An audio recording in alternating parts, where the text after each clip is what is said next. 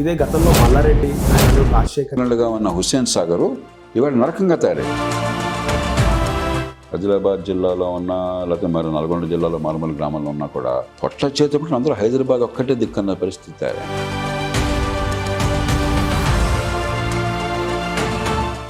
ఫైనల్గా చూసుకుంటే sir, old సిటీలో కూడా పాత బస్తీలో కూడా చాలా చెరువుల ఆక్రమణకు గురైనాయి.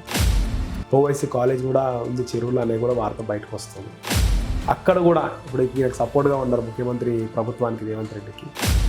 ఆయన కూడా దాంట్లో స్టెప్ తీసుకునే అవకాశం ఉంటుందా సార్? అయితే ఆయన చెప్పగలరు, నేను అలా చెప్తాను. నేను చెప్పేదల్లా చట్టబద్ధ పాలన అంటే చట్టం అందరికీ సమానంగా వర్తించాలి.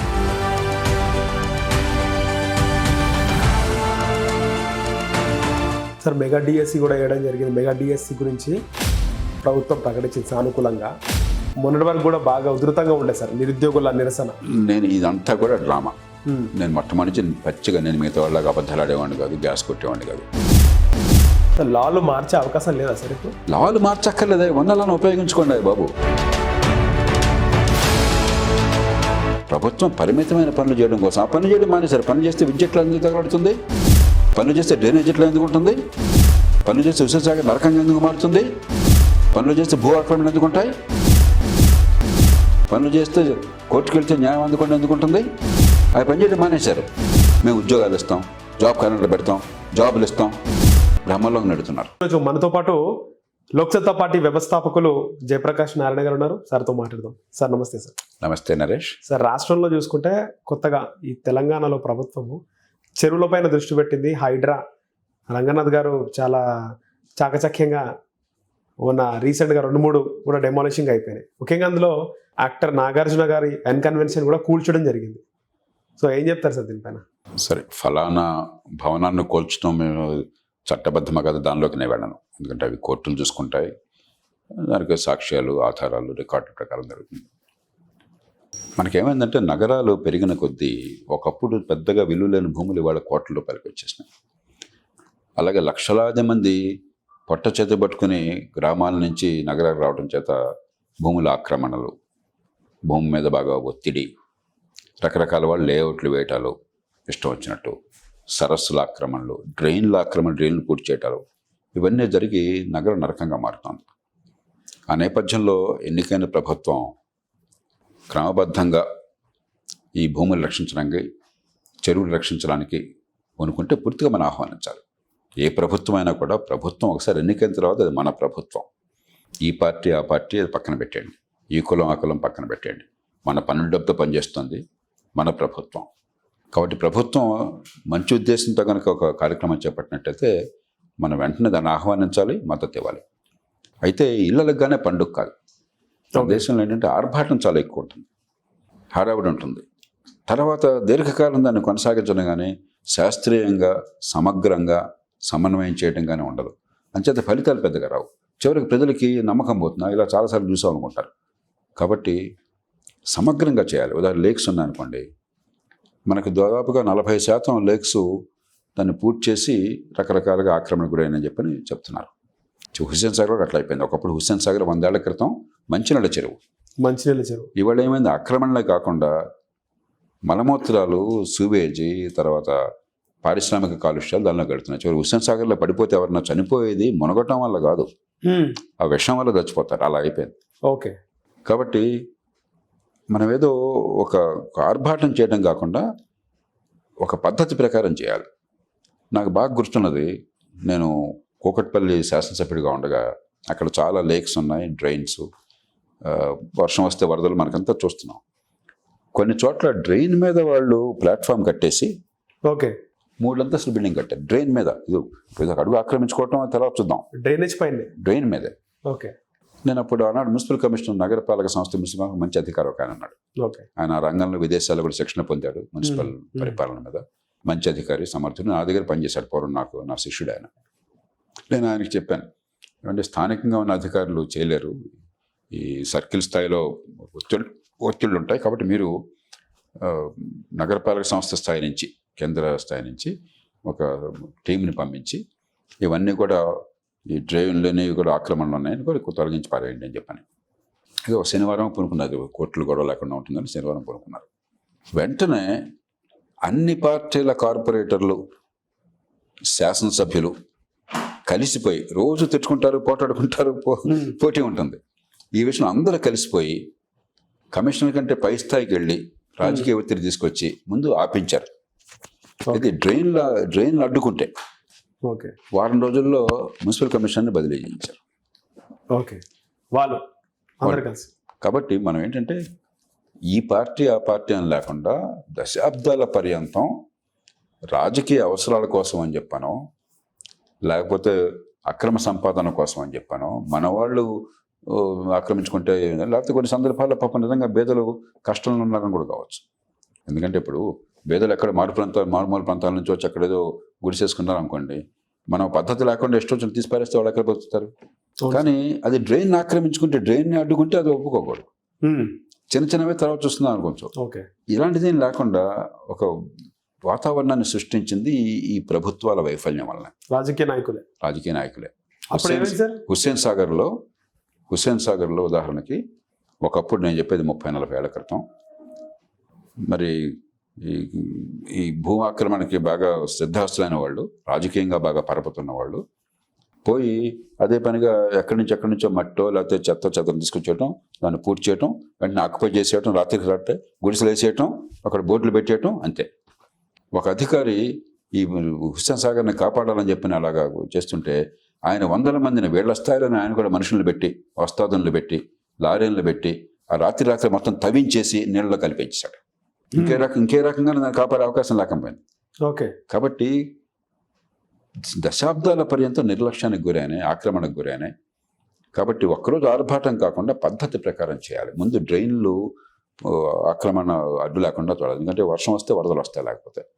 తర్వాత ఈ సూవేజ్ అంతా కూడా డ్రైన్లోకి పోకుండా మనకి ఏమవుతుంది, నగరపాలక సంస్థ లేకపోతే metropolitan water supply sewerage board ప్రకారం 1 కోటి జనాభా పైన హైదరాబాద్లో ఉంది కదా, గ్రేటర్ హైదరాబాద్లో. 8 లక్షల కుటుంబాలకు మాత్రమే డ్రైనేజ్ సివరేజ్ కనెక్షన్స్ ఉన్నాయి. మిగతా వాళ్ళందరూ ఏమవుతుంది, నాళ్ళలోకి వెళ్ళిపోతుంది. ఇప్పుడు పెద్ద కాంప్లెక్స్ కడతారు, ఆధునిక చూడడానికి కళ్ళు మెరిసెట్గా ఉంటుంది, దానికి ఏదో పేరుకి సివరేజ్ కనెక్షన్ ఆ ప్రాంతంలో సివర్ లైన్స్ లేకపోయినట్టయితే ఎస్టీపీ పెట్టమంటారు. వాళ్ళు ఏదో ఖర్చు పెట్టి పెట్టామంటారు, ఎస్టీపీ అయినాడు నడవదు. వాళ్ళ పైప్ లైన్ తీసుకెళ్ళేసి పక్కన లేక్లో పెట్టేస్తారు. ఆ లేక్ నుంచి కూకట్పల్లి నాలాగా పోతుంది, అక్కడి నుంచి మీకు హుస్సేన్ సాగర్కి వస్తుంది, అక్కడి నుంచి మూసీలో పడిపోతుంది. కాబట్టి పరిపాలన నగరాల్లో బాగు చేయడం అన్నది ఊరికే ఒక్కరోజు ఇది మంచిదే, పూర్తిగా ఆహ్వానించారు. కానీ దీంతో అయిపోయేది కాదు.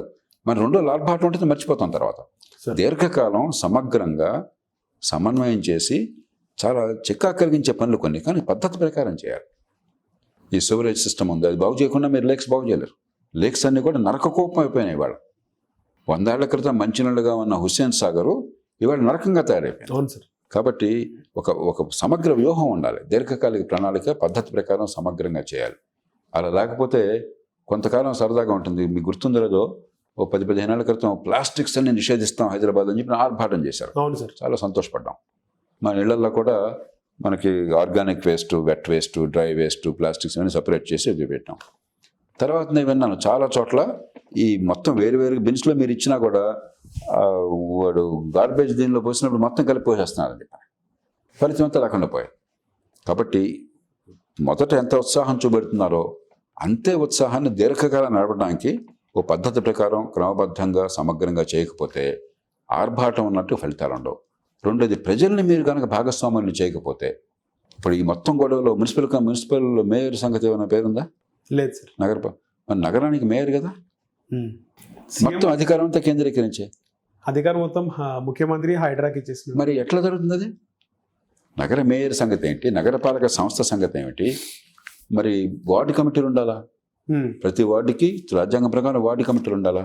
వార్డు కమిటీలు ఎక్కడ ఉన్నాయి? ఉంటే వాటికి అసలు చైతన్యం ఉందా, ప్రజల భాగస్వామ్యం ఉందా?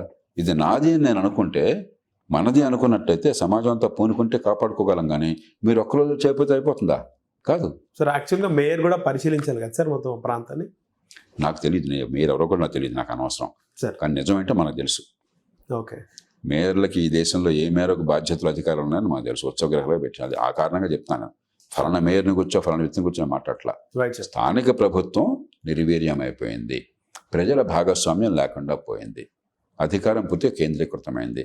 2 రోజులు ఆర్భాటం కనిపిస్తే చాలదు, దీర్ఘకాలం జరగాలంటే అన్నింటినీ సమన్వయం చేయాలని నేను కోరేది అది. సార్ అలాగే ముఖ్యమంత్రి గతంలో ఆయన తెలుగుదేశం పార్టీలో ఉన్నప్పుడు తన బిడ్డ ఎంగేజ్మెంట్ పెళ్లి కూడా అందులోనే చేశాడు ఎన్ కన్వెన్షన్లో. ఆ తర్వాత ఎన్ కన్వెన్షన్ గురించి అసెంబ్లీ సాక్షిగా మాట్లాడినాడు, తెలుగుదేశంలో ఉండే.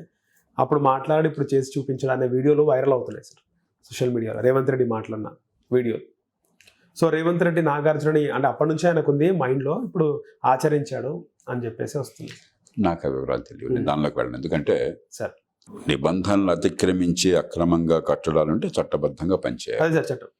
అలా కాకుండా ఉంటే మనం వ్యక్తిగతమైన కక్షలతో ఏ పని చేయకూడదు. అది ఏమిటి నిజం అన్నది నాకు తెలియదు, కాబట్టి నేను దానిలోకి వెళ్ళాను. అంటే అప్పుడు వ్యక్తిగతంగా కాదు సార్, ఈ సిద్ధాంతపరంగానే నిబంధనల గురించి ఆయన మాట్లాడడం జరిగింది. అందుకనే ఇప్పుడు అది తేల్చవలసింది న్యాయస్థానాలు కానీ పద్ధతి కానీ. అందుకని విషయం తెలియనప్పుడు దానిలో అనవసరంగా నోటు పెట్టి మాట్లాడాల్సిన అవసరం లేదు. ప్రతి దానిలో కూడా నాలాంటి వాళ్ళు నోరు చెప్పగలరు. ఇదే గతంలో మల్లారెడ్డి ఆయన అల్లుడు రాజశేఖర్ రెడ్డి భూములపైన మున్సిపల్ రెవెన్యూ అధికారులు కూల్చడం జరిగింది సార్. అప్పటికి హైడ్రా అనేది ఇంకా అమల్లోకి రాలేదు కదా సార్ అప్పటికి. అందుకనే ఇప్పుడు వ్యక్తిగత విషయాలు నా దగ్గర ప్రస్తావించద్దు. నాకు ఆ వివరాలు తెలియవు, నాకు ఆ ఇంట్రెస్ట్ లేదు సార్. నేను మొట్టమొదటి చెప్పాను, ప్రజా ప్రయోజనాలను కాపాడి ప్రజల ఆస్తుల్ని కాపాడడం కోసం ప్రభుత్వం నిర్ణయం తీసుకుంటే మనం అంతా ఆహ్వానించాలి, మద్దతు ఇవ్వాలి. దానిలో ఏ రకమైన సందేహం ఉండకూడదు. ఈ పార్టీ ఆ పార్టీ, ఈ కులం ఆ కులం మనకు అనవసరం. కానీ చేసేప్పుడు ఒక్కరోజు ఆర్భాటం కాకుండా ఇళ్ళగానే పండుగ కాదు, దీర్ఘకాలం ఫలితాలు ఉండాలని చెప్పంటే సమగ్రంగా మనం విషయాన్ని అధ్యయనం చేసి అన్ని రకాలుగా కూడా ప్రణాళికలు వేసుకుని సమగ్ర వ్యూహంతో చేయాలి తప్ప ఏదో ఒక్క దాంతో అయితే కుదరదు. ఎన్నో సందర్భాల్లో చేసి 2 రోజులు హడావుడి జరిగింది, తర్వాత అంతా పోయింది మనకు. అలా కాదు సార్. జిహెచ్ఎంసీ పరిధిలో దాదాపు 200 పైన చెరువులు ఉన్నాయి కదా సార్, అన్ని అమలయ్యే అవకాశం ఉందా సార్? ఇలా ఇప్పుడు గతంలో కొన్ని 100 చెరువులు ఉన్నాయని చెప్పేవాళ్ళు. అవును సార్. ఇప్పుడు నేను విన్న ప్రకారం 169 ఎన్నో ఉన్నాయి. దానిలో కొన్ని ప్రైవేట్ చెరువులు కూడా ఉన్నాయట. ఓకే, ఓన్లీ జిహెచ్ఎంసీలో ఓకే 169 అంటే కాస్త ఒక స్థాయి దాటిని. మరి చిన్న చిన్న కొంటలు ఉంటే ఉండొచ్చు, కానీ సార్ దానిలో నేను విన్న ప్రకారం 550 హెక్టేర్లు, అంటే హుస్సేన్ సాగర్ లాంటి పెద్ద వదిలేసేయండి, 550 హెక్టేర్లు విస్తీర్ణం ఉంటే అది 350కి తగ్గిపోయిందట. 40% ఈ పూడికలు, మరి ఆక్రమణలు, భవనాలు, పర్మిషన్లు రకరకాలు జరిగిపోయింది ఇప్పటిదాకా. కాబట్టి అవన్నీ ఒక్కరోజు తీసేయలేరు మీరు, ఎందుకంటే కొన్ని చోట్ల కొన్ని వేల మంది నివాసం ఉండొచ్చు అక్కడ.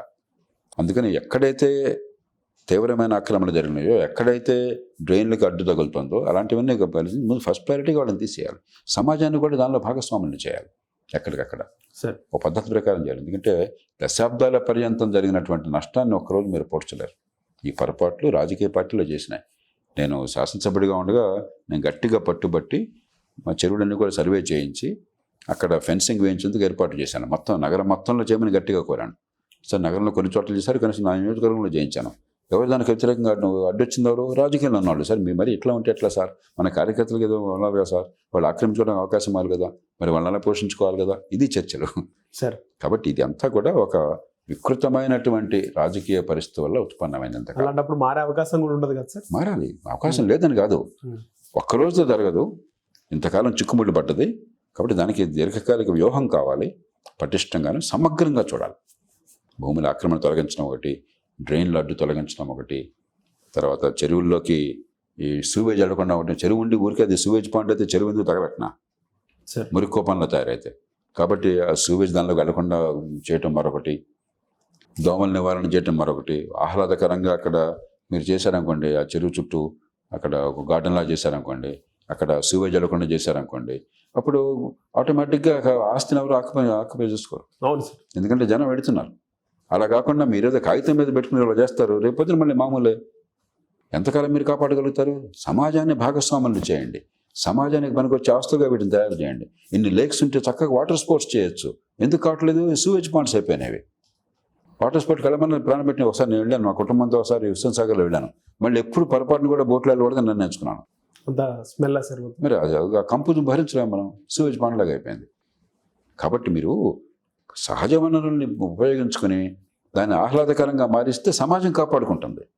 మీరు దాన్ని మురుక్కోపాలుగా కొనసాగిస్తే మీరు ఏం చేసిన సమాజం దానికి ఆసక్తి ఉండదు, కాపాడుకోదు. సార్ మీరు అన్న పాయింట్ ఒకటి బాగుంది సార్. అంటే గరీబ్ వాళ్ళు ఎక్కడి నుంచి వచ్చిన వాళ్ళ చెరువుల పక్కన చిన్న చిన్న గుడిసెలు వేసుకుంటే వాళ్ళని ఏమనొద్దు, కానీ ఉన్నవాళ్ళు ఆక్రమిస్తే ఖచ్చితంగా వాళ్ళకు. అందుకనే ఇప్పుడు మనకంటే సమస్య ఇంకో విషయం కూడా చూడాలి నరేష్. మనకి ఏమైందంటే మారుమూల హుస్నాబాద్లో ఉన్నా, లేకపోతే ఆదిలాబాద్ జిల్లాలో ఉన్నా, లేకపోతే మరి నల్గొండ జిల్లాలో మారుమూల గ్రామంలో ఉన్నా కూడా పొట్ట చేతప్పుడు అందరూ హైదరాబాద్ ఒక్కటే దిక్కన్న పరిస్థితి తయారైంది. చిన్న చిన్న నైపుణ్యం, పెద్దగా నైపుణ్యం లేదు, పెద్దగా ఆదాయం వచ్చే అవకాశం లేదు. ఇప్పుడు పెద్ద పెద్ద నైపుణ్యం ఉందనుకోండి, మహానగరాలు తప్ప ఇంకో చోట వాళ్ళని మనం ఉపయోగించుకోలేం. చిన్న నైపుణ్యం ఉన్నప్పుడు అందరూ హైదరాబాద్కి రావాల్సిన అవసరం లేకుండా ఎక్కడెక్కడ చిన్న పట్టణాలు వచ్చినాయి అనుకోండి, ఇక్కడ 15,000 రూపాయలు వచ్చేటువంటి ఆదాయం అక్కడ 15,000 హాయిగా బతకచ్చు. ఇక్కడ 15,000తో బతుకు దుర్భరం. అవును సార్. మీకు ఉండటానికి ఇల్లు లేదు, కుటుంబంతో ఉండలేరు, అందుకని వీళ్ళంతా ఒంటరిగా వస్తారు. కుటుంబాన్ని అక్కడ ఉంచేసి ఇక్కడ ఆలన పాలన ఉండదు, వాళ్ళు పట్టించుకున్న అవసరం ఉండదు. ఇక్కడ పని ఉన్న చోట పోవాలంటే 15-20 కిలోమీటర్లు వెళ్ళి రావాలి. ఒక్కరోజు పని లేకపోతే పస్తులు ఉండాలా, మరి ఒకరోజు జబ్బు చేస్తే పట్టించుకున్న వాళ్ళు లేడు. అదే అక్కడ పక్కన గ్రామం పక్కనే చిన్న పట్టణం బాగా డెవలప్ అయింది అనుకోండి, ఈ రోజుల్లో కరెంట్ అన్ని చోట్ల ఉంది, ఈ రోజుల్లో మొబైల్ ఫోన్ అన్ని చోట్ల ఉన్నాయి, టీవీ ఉంది, ఇంటర్నెట్ ఉంది, రవాణా సౌకర్యం లాంటివి కల్పించి అక్కడ మనం ప్రోత్సహించామనుకోండి, వీళ్ళు చాలామంది ఇక్కడ రావాల్సిన అవసరం లేదు అసలు. ఎందుకు సార్ ప్రభుత్వం ఈ విధంగా ఆలోచించట్లేదు? మనకి రాజు ఎక్కడుంటే అక్కడే రాజధాని, రాజు రాజధాని ఉన్నది అభివృద్ధి, మిగతా అంతా వల్లకాడు. ఈ వాతావరణం మన దేశంలో వచ్చింది. ఓకే. కానీ మనం ఉన్న నగరం తప్ప మిగతావన్నీ వల్లకాడు. ఇప్పుడు తెలంగాణలో, పూర్వం ఆంధ్రప్రదేశ్లో హైదరాబాద్ ఒక్కటే కదా చేసింది.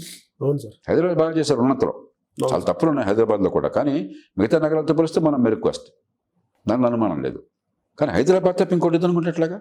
హైదరాబాద్లో కూడా బిల్డింగ్లు కట్టడమును కొన్ని చేయడం తప్ప అసలు డ్రైనేజ్ లేదు ఇక్కడ. 1 కోటి జనాభా ఉంటే 8 లక్షల కుటుంబాలకే మీకు డ్రైనేజ్ వ్యవస్థ ఉన్నది. మిగతా కనీసం 20 లక్షల కుటుంబాలు ఉంటాయి ఇక్కడ. మిగతా 12 లక్షల కుటుంబాలకి అసలు డ్రైన్లు కనెక్షన్ లేదు. మంచినీళ్ళు గోదావరి నుంచి, కృష్ణ నుంచి వేల కోట్లు ఖర్చు పెట్టి తీసుకొస్తున్నాం ఇక్కడికి. 40-50% మూసిలో కలిసిపోతుంది, ఇళ్ళకి నీళ్ళు వెళ్లకుండా. డిస్ట్రిబ్యూషన్ సిస్టమ్ లేదు. మనం ఊరికే ఏదో పైపైన చూస్తున్నాం. లోతుగా చూడాలి. ప్రతి రూపాయి సద్వినియోగం కావాలి, ప్రతి ఒక్కరికి సౌకర్యాలు అందాలి. మెట్రో కట్టాము, మంచి మెట్రోకి మిగతా మన ఇంటికి సంధానం లేదు. అందుకని మెట్రోలో వెళ్ళాలని కోరుకున్నా కూడా లాస్ట్ మైల్ కనెక్టివిటీ లేక చాలామంది సొంత స్కూటర్లు ఇంకోటి కంతలు పడాల్సి వస్తుంది. మెట్రోకి డబ్బులు లేవు, అందుకని ట్రాఫిక్ హెవీగా ఉన్నా కూడా 15 నిమిషాలు రైలు వేస్తున్నారు, 5 నిమిషాలు కూడా రైలు అయిపోతున్నారు. ఈ డబ్బులు ఏమిటంటే డబ్బులు లేవు సార్ అంటున్నారు. డబ్బులు ఎందుకు లేవంటే సార్ టారిఫ్ పెట్టట్లేదు, మేము ఇప్పటికే 1,400 కోట్ల రూపాయలు వడ్డీలు కడుతున్నాము, కనీసం టారిఫ్ పెంచితే కనీసం పెట్టిన ఖర్చు వస్తే మేము రైలు కొనవచ్చు, రైలు కొంటాం, డబ్బులు లేవు. ఈ గుర్ర ప్రాణ లేకపోతే గుర్రం పోతుంది.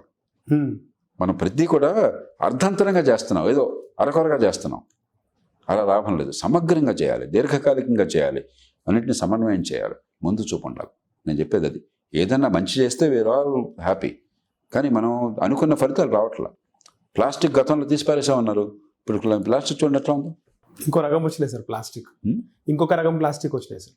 ప్లాస్టిక్లో వాళ్ళ లైసెన్స్డ్ ప్లాస్టిక్ మంచిదే. ఇప్పుడు కొత్త టెక్నాలజీ వస్తుంది, కొందరైతే ఈ ప్లాస్టిక్ బ్యాగుల స్థానంలో మనం తినచ్చు కూడా, ఎడిబుల్ మెటీరియల్ కూడా తయారు చేస్తున్నారు. ఓకే. అంత టెక్నాలజీ. కానీ చెప్పినప్పుడు ఈ టెక్నాలజీలు ఒక పక్కన టెక్నాలజీ రావాలి, ఉత్పత్తి రావాలి, మరో పక్కన ప్రభుత్వం కఠినంగా నియంత్రించాలి. ప్లాస్టిక్ మీద బోర్డు ఆర్భాటం చేసేటప్పుడు మళ్ళీ అంతా మర్చిపోయినారు, మళ్ళీ మామూలే సార్. అందుకని ఒక్కరోజు ఇళ్ళగానే పండుగ కాదు, ఒక్కరోజుతో కాదు. ఒక ఇంట్లో మన ఇంట్లో రోజు శుభ్రంగా ఉంచుకోవటం ఎంత కష్టమో ప్రతిరోజు చేయాలి. మళ్ళీ రేపు పొద్దున మళ్ళీ మొదలెట్టాలిగా. అవును సార్. ఇవాడు నిన్న ఊడిచాను కదా ఇల్లు, నిన్న బాత్రూమ్ క్లీన్ చేశాను కంటే లాభం లేదు కదా. మన నగరం కూడా అంతే, ఒక్కరోజుతో హడావిడేది కదా. ఏదో సినిమాలో లాగా ఒకే ఒక్కడిలాగానో ఒక సినిమా సీన్ లాగా ఒక పాట పాడగానే సినిమా సీన్ మారిపోయేది కాదు. నిరంతరం శ్రమ కావాలి, అందరినీ సమన్వయం చేయాలి. అక్కడ ప్రభుత్వాలకి ఆ శక్తి లేదు. అందుకే నేను చెప్పేది సమాజాన్ని ఇన్వాల్వ్ చేయాలి. అందుకనే మీరు వార్డు కమిటీలు లాంటి ఏర్పాట్లు చేసి, ఇప్పుడు మనకు అపార్ట్మెంట్ కాంప్లెక్స్ ఉంది, అందరూ పూనికిన తాళాలు పెడితేనే కదా ఇక్కడ మనకు అన్నీ సరిగ్గా ఉండేది. మరి ఇంత పెద్ద మహానగరం జనంతో పూనుకుపోతే ఎట్లా అవుతుంది?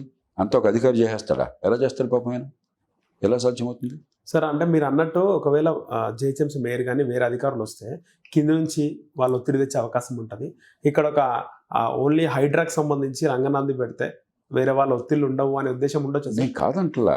ఇప్పుడు ఆక్రమణ తొలగించడం కోసం మీరు పోలీసులు పెట్టండి, మీరు చేయండి. ఇప్పుడు ఎక్కడ ఆక్రమణ తొలగించాలా, ఏది చాలా సమస్యగా ఉంది, ఎక్కడ డ్రైన్ పూడికి పడుతుంది, ఇవన్నీ ఎవరికి తెలుస్తాయి? లోకల్ స్థానిక ప్రజలకు తెలుస్తాయి. స్థానిక ప్రజలు భాగస్వాములు అయ్యి సరిగ్గా చేస్తే అప్పుడు ఒత్తిడి కూడా ఉండవు. మీరు మేయర్ కోరమని అంటలా, వార్డు కమిటీలు పెట్టండి, ప్రజలను భాగస్వాములు చేయండి, ట్రాన్స్పరెంట్గా ఓపెన్గా డిస్కస్ చేయండి. సార్ మనకి మన దేశంలో అన్నీ కూడా కేంద్రీకృతం చేసి ప్రధానమంత్రి ముఖ్యమంత్రి తప్ప ఇంకెవరు లేకుండా చేశాం. పరిపాలన అట్లాగా దీర్ఘకాలం మంచి ఫలితాలు ఇవ్వదు. చైనా లాంటి దేశంలో కూడా, నియంతృత్వ దేశంలో కూడా అధికారాన్ని పూర్తిగా వికేంద్రీకరించారు. మన దేశంలో వికేంద్రీకరణ అంటే మనకు చాలా వ్యతిరేకం. అంతా కేంద్రీకరించి కూర్చోవాలా. కేంద్రీకరిస్తే ఒక స్థాయి మించి ఫలితాలు రావు. ఏదో పైపైన కనిపిస్తుంది అంతే, చివరికి పెద్ద పరిస్థితులు మారవు. మీరు ఒకసారి ఈ పాషా కోర్టు దాటి దుర్గానగర్కి వెళ్ళండి, రోడ్లు ఎలా ఉన్నా చూడండి. అవును సార్. అది దాటి మరి కొన్ని కాలనీస్కి వెళ్ళండి, ఓపెన్ డ్రైన్స్ ఉంటాయి, అక్కడ దోమలు విహారం చేస్తుంటాయి, కంపు కొడుతూ ఉంటుంది, యానిమల్స్ దానిలో పడిపోయి చచ్చిపోయి ఉంటాయి. అవును సార్. మనం కారు వెళ్ళాలంటే బాగా మ్యాన్ హోల్స్ మిగతా ఉంటాయి, కారు వెళ్ళదు, ఎందుకు వచ్చాను బాబు ఈ రోడ్డు పొరపాటుని చెప్పి బాధపడుతుంటాం. ఎలా ఇది? ఇవన్నీ సెంట్రలైజ్ సిస్టమ్ ద్వారా సాధ్యమా? అక్కడ కమ్యూనిటీ పూనుకోవాలా, అక్కడ ప్రజలు భాగస్వాములు కావాలా, కష్టసుఖాలు వాళ్ళతో చర్చించాలా. అప్పుడు ఏమవుతుందంటే 10 రూపాయలు అదనంగా మనకు చాలా రాకపోయినా వాళ్ళు తలా కాస్తే పని జరుగుతున్న నమ్మకం ఉంటే వాళ్ళు ముందుకు వస్తారు. ప్రజలతో సంబంధం లేని పరిపాలన వల్ల ఏదో అద్భుతాలు జరిగినట్టు కనిపిస్తుంది, కానీ నిజమైన ఫలితాలు రావు దీర్ఘకాలంగా. కొంతకాలం అది హడావుడి ఉంటుంది. మీ న్యూస్ సైకిల్ ఉన్నంతగా 2 రోజుల పాటు మీరు హైదరాబాద్ వచ్చి మాట్లాడతారు, ఈ లోపల ఇంకోటి వస్తుంది. ఇప్పుడు అభయ వచ్చింది, ఎల్లుండి ఇంకోటి వస్తుంది, ఇది అయిపోతుంది, దానికి వెళ్ళిపోతారు. ఆవిడ ఎల్లుండి ఇంకోటి వస్తుంది, అయిపోయింది, మర్చిపోయినాం. సమాజాన్ని భాగస్వాములను చేయకుండా ఫలితాలు దీర్ఘకాలంగా తీసుకురాలేరు. ప్రజాస్వామ్యంలో ఇంకో పద్ధతి లేనేలేదు. ఫైనల్గా చూసుకుంటే సార్, ఓల్డ్ సిటీలో కూడా, పాత బస్తీలో కూడా చాలా చెరువులు ఆక్రమణకు గురైనాయి. ఓవైసీ కాలేజ్ కూడా ఉంది, చెరువులు అనేవి కూడా వార్త బయటకు వస్తుంది. అక్కడ కూడా ఇప్పుడు ఈయనకు సపోర్ట్గా ఉన్నారు ముఖ్యమంత్రి ప్రభుత్వానికి, రేవంత్ రెడ్డికి. ఆయన కూడా దాంట్లో స్టెప్ తీసుకునే అవకాశం ఉంటుందా సార్? అది ఆయన చెప్పగలరు, నేను అలా చెప్తాను. నేను చెప్పేదల్లా చట్టబద్ధ పాలన అంటే చట్టం అందరికీ సమానంగా వర్తించాలి, న్యాయంగా చేయాలి, పద్ధతి ప్రకారం చేయాలి. చట్టానికి ఎవరు అతిథులు కాకూడదు, బడుతున్న వాడిదే బర్రె కాకూడదు. కాబట్టి మరి మీరు అక్కడ ఆక్రమణ లేదో నాకు తెలియదు. ఆక్రమణ ఉంటే తొలగించేది బాధ్యత వీళ్ళది. ఆయన చేస్తారో లేదో నాకు తెలియదు. చేయాలి, మనం కోరుకోవాలి, ఒత్తిడి తీసుకోవాలి, అంతే. మార్పు రావాలంటారు సార్ ఖచ్చితంగా. ప్రజలందరూ కూడా స్వాగతిస్తున్నారు సార్, అంటే మెచ్చుకుంటున్నారు ప్రభుత్వం. సహజంగానే ప్రజలు ఏంటంటే విసిగిపోయారు సార్. ఇది బడుతున్నాడుదే బర్రే, అధికారం ఉన్నాడు, డబ్బు ఉన్నాడు, ఏం చేయలేడు చెప్పిన భావన ప్రజల్లో పాపనప్పుడు ఏదో ఒకటి హడావుడి చేస్తే ప్రజలు ఇప్పుడు ఆదరిస్తారు. కానీ నేను చెప్పేది ఆ హడావుడితో పని అయిపోయింది అనుకోపోకండి సార్. ఉదాహరణకి మహిళ అత్యాచారం జరిగితే ప్రజలు విసిగిపోయారు, చట్టం పనిచేస్తున్న నమ్మకం పోయింది. మీరు టపటప కాల్చిస్తారనుకోండి, ప్రజలు హర్షిస్తారు. కానీ దీర్ఘకాలంలో అది పద్ధతి కాదు నేను చెప్పేది. అది అవును సార్. ఈ డ్రామాటిక్ పద్ధతులు కాదు, సిస్టమ్ పనిచేయాలి. పనిచేస్తున్న విశ్వాసం ప్రజలు కలగాల. ఆ విశ్వాసం లేనప్పుడు మీరు డ్రామాటిక్గా పనులు చేస్తే ప్రజలు బాగుంది అంటున్నారు, అది ఆ రోజు నిలుస్తుంది, ఆ రోజు తాగిపోతుంది. దీర్ఘకాలంగా ఒక సిస్టమ్ బిల్డ్ చేయడానికి మించి పరిష్కారం లేదు సార్. అలాగే ఒక రీసెంట్గా ఎస్సీ రిజర్వేషన్ సంబంధించి సుప్రీంకోర్టు తీర్పునిచ్చింది మాదిగలకు సపోర్ట్గా. అంటే ఎస్సీలో కూడా ఎస్సీ వర్గీకరణ, అది సుప్రీంకోర్టుకి మాదిగల సపోర్టు, మాలల సపోర్ట్ ఉండదు సార్. దళిత వర్గానికి రిజర్వేషన్ అవసరమని మన దేశం తీర్మానం చేసినప్పుడు, ఎందుకంటే పేదరికం ఉంది, కుల వివక్ష ఉంది, అస్పృశ్యతకు గురైనారు శతాబ్దాల పర్యంతం. మరి దళితులు ఒకే ఒక్క కమ్యూనిటీ కాదు కదా, దళితుల్లో మళ్ళీ చాలా ఉపకులాలు ఉన్నాయి, 59 ఉన్నాయి సార్. దానిలో మళ్ళీ కొందరు వెనుకబడుతున్న ఎక్కువ ఉంది. వివిధ కారణాల వల్ల చరిత్రలో ఎలాగైతే కులాల మధ్య అంతరం ఉందో, దళిత ఉపకులాల్లో కూడా మళ్ళీ అంతరం ఉన్నది. వారేం కోరుతున్నారు, ఏమండి మాకు ఇంకా వెనకబడుతున్నాం అన్నది, మమ్మల్ని అందరినీ కలిపినట్టయితే మాలో కొద్దిగా ముందున్న వాళ్ళు అన్ని పొందుతేస్తారు, మాకు అసలు అవకాశం దొరకదు, రిజర్వేషన్ ఫలితం మాకు అందదు, కాబట్టి మాకు అదనంగా ఇవ్వద్దు, మాకు ఎంతమంది ఉన్నారో మా జనాభా ఆ మేరకు ఇవ్వండి అంటున్నారు. అది ఏ రకంగా తప్పు? అది సబబైన వాదన కదా, న్యాయమైన వాదన కదా. ఎప్పుడు గతంలో సుప్రీంకోర్టు తిరస్కరించడం తప్పు, గతంలో పొరపాటు తీర్పిచ్చింది, ఇప్పుడు సవరించుకున్నారు. కాబట్టి దీన్ని మనం పూర్తిగా ఆహ్వానించాలి, దాన్ని సరిగ్గా పద్ధతి ప్రకారం అమలు చేయాలి. క్రెడిట్ ఎవరు పోతుంది సార్ మొత్తం ఎస్సీ వర్గీకరణకు సంబంధించి? ఆ ఉద్యమం కోసం పోరాడిన వారు అంటున్నారు. ముందు మన రాష్ట్రం నుంచి మందకృష్ణ ఖచ్చితంగా ఆయన గట్టి పోరాటం, ఈ విషయం మీద ప్రజల్లో అవగాహన పెంచింది ఆయన. నా మటుకు నాకు మందకృష్ణ లాంటి వాళ్ళు మాట్లాడేదాకా నాకు తెలియదు. ప్రజలను సంఘటితం చేసింది అలాంటి వాళ్ళు చాలామంది కలిసి వచ్చారు.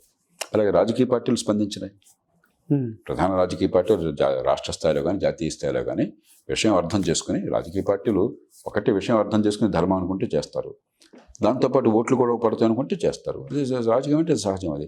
కాబట్టి రాజకీయ పార్టీలు కూడా కలిసి వచ్చినాయి, కోర్టులు చివరికి సరైన తీర్పునిచ్చినాయి. కాబట్టి అందరికీ కీర్తి దక్కుతుంది. సార్, గతంలో ఇదే రేవంత్ రెడ్డి ఆయన టీపీసీసీ అధ్యక్షుడిగా ఉన్నప్పుడు కొంచెం మందకృష్ణను వ్యతిరేకించారు, ఇద్దరి మధ్య గ్యాప్ వచ్చింది. ఆ తర్వాత ఇప్పుడు సుప్రీంకోర్టు వర్గీకరణకు సపోర్ట్గా తీర్పిచ్చిన తర్వాత రేవంత్ రెడ్డి కూడా స్వాగతించారు. సో మాలలతో నిన్న ఆయన క్యాంప్ ఆఫీస్లో మీటింగ్ కూడా పెట్టడం జరిగింది. సో ఇప్పుడు సపోర్ట్గానే ఉంటారా సార్, ఎలా ఉండబోతుంది? ఇప్పుడు రాజకీయ పార్టీలు వాళ్ళ రాజకీయ పరిస్థితులను బట్టి నిర్ణయాలు తీసుకుంటారు.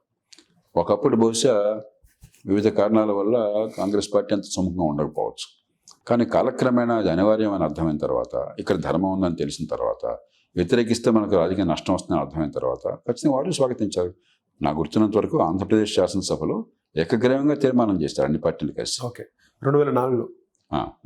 దానిలో ఇప్పుడు కాంగ్రెస్ పార్టీ, టీడీపీ, బీజేపీ తేడా లేదు కదా, అందరూ కలిసి చేశారు. ఓకే, కాబట్టి రాజకీయ పార్టీలు మొదటి దశలోనేమో వాళ్ళ రాజకీయ నేపథ్యాన్ని బట్టి ఎలాంటి సామాజిక వర్గాలుగా ప్రాతినిధ్యం ఇస్తున్నారో మీ ప్రతి పార్టీకి కొంత సోషల్ బేస్ ఉంటుంది, దాన్ని బట్టి ఆలోచిస్తారు. కానీ కాలక్రమేణా పరిస్థితి అర్థం చేసుకున్న తర్వాత అందరూ కూడా రాజీ పడతారు. సార్, సో మొత్తానికి ఇప్పుడు ఈ వర్గీకరణ అనేది చాలా మంది స్వాగతిస్తున్నట్టే ఉంది సార్. ఎందుకంటే మీరు అన్నట్టు ఇది న్యాయం. ఇప్పుడు మీరు రిజర్వేషన్లు అవసరమని నిర్మాణం చేసిన తర్వాత రిజర్వేషన్లు ఏ వర్గానికైతే దానివల్ల ఫలితం అవసరమో, ఏ వర్గాలు మిగతా వాళ్ళకంటే నష్టపోతున్నారో వాళ్ళకి కల్పించడం పూర్తిగా న్యాయం, దాన్ని స్వాగతించాలి. అయితే అల్టిమేట్గా మందకృష్ణ కానీ ఇతర మిత్రులు కానీ కోరేది ఏంటంటే అసలు స్కూల్ విద్య బాగు చేయకపోతే, రిజర్వేషన్ స్కూళ్ళు లేవు కదా, కాలేజీలో కదా, మీరు తెలివితేటలున్నా కూడా పిల్లలకి, మాదిగ పిల్లలు కావచ్చు, ఇతర దళిత పిల్లలు కావచ్చు, బలహీన వర్గాలు కావచ్చు, తెలివి వికసించే విద్య అందకపోతే, లేదా ఉత్తుత్తి పరిజ్ఞానంతో స్కూల్ బాగా బ్రహ్మాండంగా మాటలు కనిపిస్తే మీరు పైన ఎంత ఇచ్చినా కూడా వర్గాలు బాగుపట్ల. కాబట్టి ఇంతే కృషి, పాఠశాల విద్య ప్రమాణాలు పెంచాలి, నిజంగా పిల్లలు నేర్చుకోవాలి. దేవుడి తెలివితేటలని పిల్లలకి ఇచ్చాడు, తెలివి ఏ ఒక్కడి సొత్తు కాదు. ఈ కులానికి తెలివి లేదు, ఆ కులానికి తెలివి ఉందని అనుకుంటే మూర్ఖుడు వాడు. దేవుడో ప్రకృతో తెలివి ఇచ్చారు, ఆ తెలివి బయటపడే వ్యవస్థ నిర్మాణం చేయాలి. స్కూల్ విద్య పరమ చండాలంగా ఉంది మన దేశంలో. స్కూల్ విద్య చండాలంగా ఉన్నంత వరకు మిగతా రిజర్వేషన్లు అవసరమే, కానీ ఎన్ని రిజర్వేషన్ ఇచ్చినా కూడా నిజంగా సమాజంలో అనుకున్న ఫలితాలు రావు, పేదరికం పాదు. కాబట్టి పాఠశాల మీద దృష్టి పెట్టాలి. చాలా వరకు పిల్లల్ని కూడా పంపించట్లేదు సార్ పాఠశాల. అందుకనే రకరకాల మనకు తెలిసి ఏం జరుగుతుంది, 80-90 వేలు ఖర్చు పెడుతున్నాం తలసరి ఖర్చు, గవర్నమెంట్ పెట్టే ఖర్చు. సార్, మరి చదువు ఎట్లా అంటుందో మనందరికీ తెలుసు. నిరుపేద కుటుంబాలు సైతం శక్తికి మించి డబ్బు ఖర్చు పెట్టి త్యాగాలు చేసి ప్రైవేట్ స్కూల్లో పంపిస్తున్నారు. పోనీ ప్రైవేట్ స్కూల్లో చదువు బాగుందా? ఏదో కొంతమంది తల్లిదండ్రులు పట్టించుకునే వాళ్ళు, చదువు ఉన్నవాళ్ళు ఖరీదైన స్కూల్లో పంపిస్తే స్కూల్ బాగున్నా లేకపోయినా పట్టించుకుంటే తప్ప ప్రైవేట్ స్కూల్లో కూడా చదువు బాగోలా. కారణం ఏంటంటే ప్రభుత్వ వైఫల్యం. ప్రైవేట్ అయినా గవర్నమెంట్ అయినా కూడా విద్యా ప్రమాణాలు నిర్వహించే బాధ్యత, ఆ ప్రమాణాలు ఉండేట్టుగా చూసే బాధ్యత, పర్యవేక్షించే బాధ్యత గవర్నమెంట్ అయినా ప్రైవేట్ అయినా ప్రభుత్వం అనేది. అది పూర్తిగా వదిలేసాం. ప్రభుత్వం ఎందుకు? వీళ్ళ దృష్టిలో ఉద్యోగాలు ఇవ్వటం కోసం జాబ్ క్యాలెండర్ పెడతా, మెగా డిఎస్సి పెడతా, ఉద్యోగం ఇస్తా, అంతే చదువు చెప్పిస్తా అంటలా, మంచి చదువు నుంచి ఏర్పాటు చేస్తా అంటలా. అది ప్రభుత్వం అందుకోసం. ప్రభుత్వం ఉద్యోగాలు ఇవ్వడం కోసం కాదు, ప్రభుత్వం చదువు అందరికీ అందేట్టుగా ఏర్పాటు చేయడం కోసం, నిజమైన చదువు అంది ఏర్పాటు చేయడం కోసం. అసలు ఆ మాట విన్నారు మీరు వీళ్ళ దగ్గర నుంచి? లేదు సార్. పని చేయడం తర్వాత చూద్దాం. మీ అందరికీ మంచి ప్రమాణం చదువు అందించి ఏర్పాటు చేస్తా, ఆ మాట వస్తుందా? లేదు. మీకు ఉద్యోగాలు ఇస్తా, జాబ్ క్యాలెండర్ చేస్తా, ఇది మన చర్చ. అంటే ఉద్యోగంలో చేరే వాళ్ళ కోసం, ఈ ప్రజల కోసం కాదు, ఈ పేదల కోసం కాదు, ఈ పిల్లల కోసం కాదు. చర్చలో ఉన్నంతకాలం చదువు ఉండదు. డిగ్రీలు ఉంటాయి, కాగితమే డిగ్రీలు ఉంటాయి, పాసులు ఉంటాయి, ర్యాంకులు ఉంటాయి, చదువు ఉండదు, ఉద్యోగాలు ఉండవు. సార్, మెగా డిఎస్సి కూడా వేయడం జరిగింది. మెగా డిఎస్సి గురించి ప్రభుత్వం ప్రకటించింది సానుకూలంగా. మొన్నటి వరకు కూడా బాగా ఉధృతంగా ఉండే సార్ నిరుద్యోగుల నిరసన.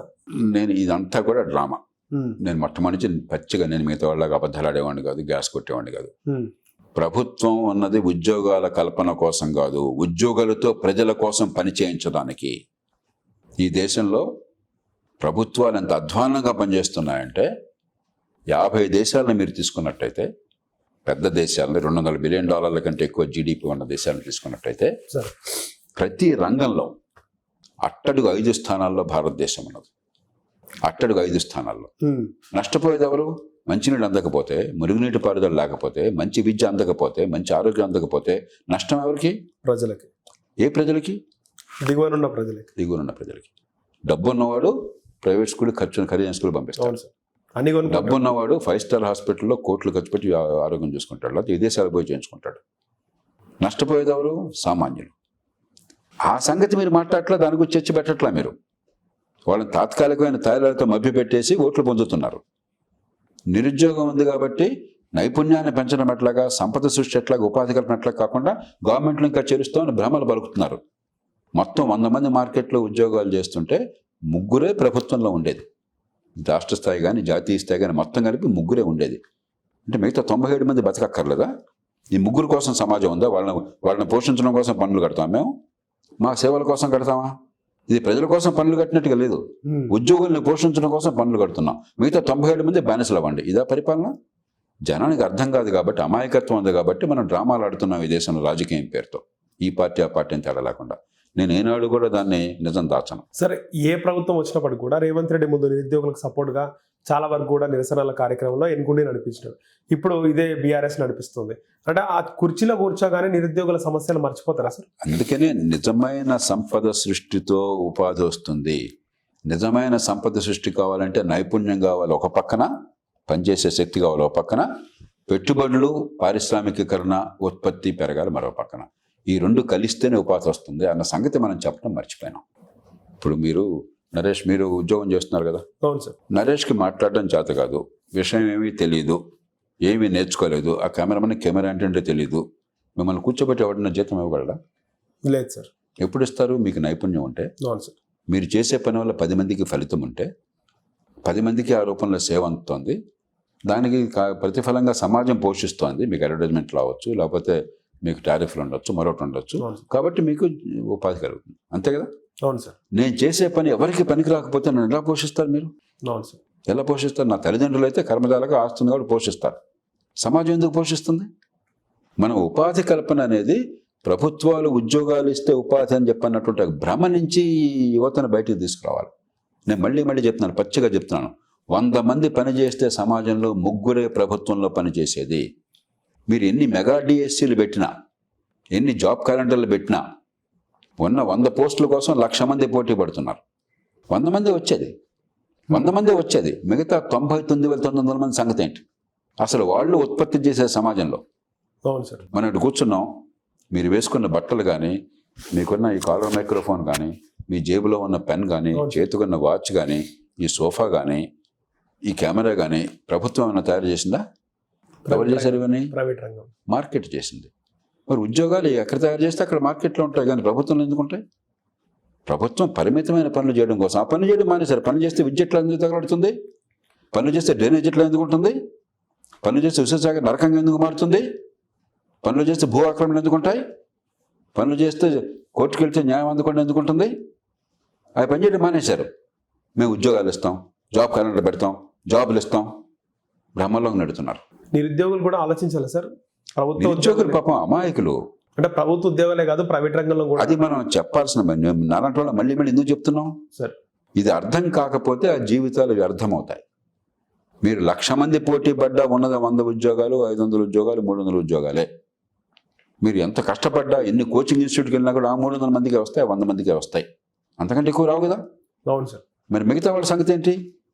మార్కెట్లో మీరు పనికొచ్చేటువంటి నైపుణ్యాన్ని పొంది ఉత్పత్తి చేస్తే తప్ప, వస్తువుల్ని కానీ సేవల్ని కానీ, మీ ఉత్పత్తి, మీరు చేసిన ఉత్పత్తి సమాజానికి పనికొస్తే తప్ప, సమాజం మీ వస్తువుల ఉత్పత్తి, మీ సేవల ఉత్పత్తి నాణ్యాన్ని బట్టి, రేటుని బట్టి కొనడానికి సిద్ధపడితే తప్ప మీకు ఉపాధి రాదు, సమాజానికి అవసరాలు తీరవు. సమాజ అవసరాలు తీరటము, మీకు ఉపాధి రావటం రెండు అవినాభావ సంబంధం. మన ప్రభుత్వాలు ఏం చెప్తున్నాయంటే, సమాజ అవసరాలతో సంబంధం లేని ఉపాధి ఒకటి ఉంది, పన్ను డబ్బులు మేము వసూలు చేసి దోచేసుకుని ఆ డబ్బు మీకు పంచి పెట్టేస్తాం, మీకు బ్రహ్మాండంగా ఉంటుందని భ్రమ కలిగిస్తున్నారు. ఇది అబద్ధము. ఇది సమాజాన్ని నాశనం చేస్తుంది. ప్రపంచంలో ఎక్కడ ఇది సాధ్యం కాదు. ఇప్పటికే ఉన్నవాళ్ళు పనిచేయకపోబట్టే విద్య రావట్లా, ఆరోగ్యం అందట్లా, డ్రైనేజ్ ఎట్లా ఉంది, దోమలు ఎట్లా ఉన్నాయి, రోజుకు 1000 మందికి డెంగీ వస్తుంది. ప్రభుత్వాలు సరిగ్గా పనిచేస్తే ఇవన్నీ ఎందుకుంటాయి? ఈ మాటలు వినడానికి సంతోషంగా ఉండవు. అవును సార్. నేను వచ్చి మీకెందుకు పిల్లలు, నేను పరీక్షలు పెట్టేసి అందరికీ ఉద్యోగాలు ఇచ్చేస్తానంటే చప్పట్లు మారమవుతాయి. కానీ జనాన్ని మోసం చేసి ఓట్లు పొందినా, చప్పట్లు కొట్టించుకున్నా కూడా దేశానికి ద్రోహం తప్ప మంచి కాదు సార్. నిజం తెలిసిన వాడు చెప్పాలా, ప్రజలకు అర్థమయ్యేట్టు చెప్పాలా. ఇది నిజమా కాదో మీరు ఆలోచించుకోండి. అవును సార్. ఆత్మ పరిశీలన చేసుకోవాలి. మీరు చూసుకోండి. ఇది అబద్ధం అయితే మీరు చెప్పండి నాకు ఏ రకంగా అబద్ధం. లేదంటే భారతదేశంలో ఉన్న యువత అందరికీ ప్రభుత్వాలు ఉద్యోగాలు ఇచ్చేయగలిగితే ఈ రకంగా ఇస్తాయి, వాళ్ళని ఈ రకంగా పోషిస్తానో చెప్పండి. అలాగా ఆ మ్యాజిక్ అంటే నేను కూడా నేర్చుకుంటాను. సార్, రీసెంట్గా కోల్కతా ఘటన, ఒక డాక్టర్ని రేప్ చేసి చంపడము, ఆ రేపిస్ట్ కానీ ఆ ముద్దాయి ఒంట్లో కూడా మృగాలకు సంబంధించినటువంటి DNA ఉందని, బాడీలో అలాంటి గుర్తులు కూడా బయటపడ్డాయి సార్ రీసెంట్గా. ఏం చెప్తారు సార్ కోల్కతా ఇన్సిడెంట్? నరేష్, ఇలాంటి సంఘటన అడపాదడప జరిగినప్పుడు స్పందించని మనిషి ఉండడు. ఇది కలకత్తాలో ఒక మహిళ మీద జరిగిన అత్యాచారం మాత్రమే కాదు, మనందరికీ, ప్రతి కుటుంబానికి, మీతో నాతో సహా మన కుటుంబం గుర్తుకొస్తుంది. ఇది నా కన్నబిడ్డకు కావచ్చు, నా సొంత చెల్లెలకు కావచ్చు, నా నీసికి కావచ్చు, నా మేనకోడలకు కావచ్చు, మన ఇంట్లో వాళ్ళకి. మన ఇంట్లో బంధువులకు కావచ్చు. అందుకే సమాజం ఇంత గట్టిగా స్పందిస్తోంది. కానీ మన దేశంలో ఏమైంది, ఎంత దారుణ నేరం జరిగినా కూడా వేగంగా, ఖచ్చితంగా, కఠినంగా శిక్ష పడుతుందని నమ్మకం లేదు. బ్రిటన్లో ఈ మధ్య ఒక దుర్మార్గుడు ఒక 3 చిన్నారి పిల్లలను చంపేశాడు, కత్తితో పొడిచి. వాడు ఉన్మాదము మరొకటి. వాడు ఏదో ముస్లిం కాబట్టి చంపేశాడు, ఇది ముస్లిం క్రిస్టియన్ గొడవ, కానీ కొంచెం రైట్స్ అయినాయి.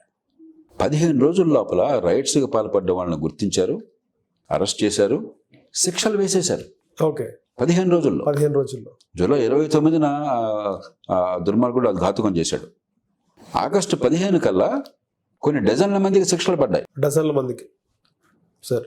ఇటీవలనే రాజస్థాన్లో ఎక్కడో ఒక 6-7 దుర్మార్గులు చాలామంది మహిళ మీద అత్యాచారం చేశారట, శిక్షలు పడ్డాయి. ఇప్పుడు 32 ఏళ్ల తర్వాత. 32 ఏళ్ల తర్వాత. ఇప్పుడు మామూలుగా ఎలాగో దేశంలో చట్టబద్ధ పాలన లేదు, నేరం చేస్తే శిక్ష పడుతున్న నమ్మకం లేదు. కనీసం ఇంత దారుణమైనటువంటి సందర్భాల్లో అయినా సరే, ఇంతగా సమాజం అంతా కూడా, ప్రతి కుటుంబం కూడా ఇది నాది సమస్యగా భావిస్తున్న సమయంలో కూడా వేగంగా మన పరిశోధన చాలా నిజాయితీగా చేసి, నిష్పాక్షికంగా చేసి, వెంటనే విచారణ జరిపించి 4 రోజుల లోపల 2 నెలల లోపల ఉరిశిక్ష వేసే పరిస్థితి లేకపోతే సమాజానికి విశ్వాసం ఎట్లా ఉంటుంది? ఆర్భాటం తప్ప. అందుకే జనం ఏమనుకుంటున్నారు, కాల్చిపారేయాలి అని అంటున్నారు. అవును సార్. ఇక్కడ హైదరాబాద్లో దిశ దారుణమైన సంఘటన జరిగింది. మరి న్యాయవంత నమ్మకం లేకపోతే ప్రభుత్వం కాల్చిపారేమంది, కాల్చిపారేస్తే జనం చప్పట్లు కొట్టారు. అవును సార్. ఓ 10-15 ఏళ్ల క్రితం వరంగల్లో అమాయకులైనటువంటి ఆడపిల్లల మీద యాసిడ్ పోస్తే చనిపోయింది. ఒకళ్ళు ఇద్దరు పాప చనిపోయినారు. అవును సార్. అక్కడ కూడా అంతే, కాల్చిపారేశారు. రాజశేఖర ప్రభుత్వం అన్నప్పుడు సమాజం అంతా కూడా హర్షించింది. అవును సార్. అంటే ఏంటి, న్యాయం జరుగుతుందని నమ్మకం లేనప్పుడు వెంటనే కసి తీరాలా, కాల్చేయమంటున్నాం. ఖచ్చితంగా వాళ్ళకి ఉరిశిక్ష పడాలి, ఎందుకంటే వాళ్ళకి దానిలో మనకి ఏది దయాదారి అక్కర్లా. కానీ చట్టబద్ధంగా మీరు నేరం రుజువు చేసి చేయకపోతే ఇవాళ నేరస్తునే కాల్చేయచ్చు మీరు, రేపు అమాయకుడిని కాల్చేయని నమ్మకం ఏంటి? జనం ఒత్తిడి వల్ల ఎవరో ఒకరిని బలిపసం చేయకపోతే జనం గొడవ పెడుతున్నారని చెప్పని ఇంకెవరిని కాల్చేయచ్చు, లేకపోతే మీ మీద నా మీద కోపం అంటే మనం కాల్చేయచ్చు సార్. అందుకని చట్టం ద్వారా, కోర్టు ద్వారా నిజాయితీగా పరిశోధన వేగంగా చేసి, సమర్థంగా చేసి, ఫారెన్సిక్స్ ఉపయోగించి రుజువు చేసి వెంటనే శిక్ష పడే ఏర్పాట్లు జరగకపోతే ప్రతిసారి ఇది పరగడిపోతుంది. రెండోది, ఇంత పెద్ద నేరం జరిగాక స్పందించి రోజు మహిళల మీద ఏదో రకంగా హెరాస్మెంట్ ఉన్నది, చికాకులు పెడుతున్నారు, ఏలలేస్తున్నారు, మరి అశ్లీలంగా మాట్లాడుతున్నారు. సినిమాల్లో అయితే మహిళలను ఏడిపించడమే పెద్ద హీరోయిజంగా చూపెడుతున్నారు. కొందరు మూర్ఖులు ఇదే హీరోయిజం అనుకుని మరి ఆ యువతలో ఇష్టం వచ్చినట్టు విశృంఖలంగా ప్రవర్తిస్తున్నారు. మరి ఇవన్నీ ఇప్పుడు అడ్డుకోకపోతే క్రమక్రమంగా పెరుగుతాయి. మనకు తెలుగు కథ ఉంది కదా, సామెత ఉన్నది, తోటకూరనాడే కనుక ఆపినట్టయితే ఆ తల్లి కొడుకు దుర్మార్గుడు అయ్యేవాడు కాదు, హత్య చేసే పరిస్థితి వచ్చేది కాదు. మీరు తోటకూరనాడే ఆపాలి. అది ఆపాలని చెప్పంటే మహిళలకు సమాజంలో అన్ని విషయాల్లో పూర్తి భద్రత ఉందని విశ్వాసం కలగాలి. అశ్లీలంగా మాట్లాడాడు, ఏలేసాడు, టీజింగ్ చేశాడంటే మీరు పెద్ద శిక్ష ఎక్కర్లా, వారం రోజుల లోపల అక్కడికక్కడే స్థానికంగా న్యాయాలయం పెట్టి, లోక్సత్తా ఒక చట్టం తీసుకొచ్చింది, పార్లమెంట్లో చట్టం పాస్ అయింది యునానిమస్గా.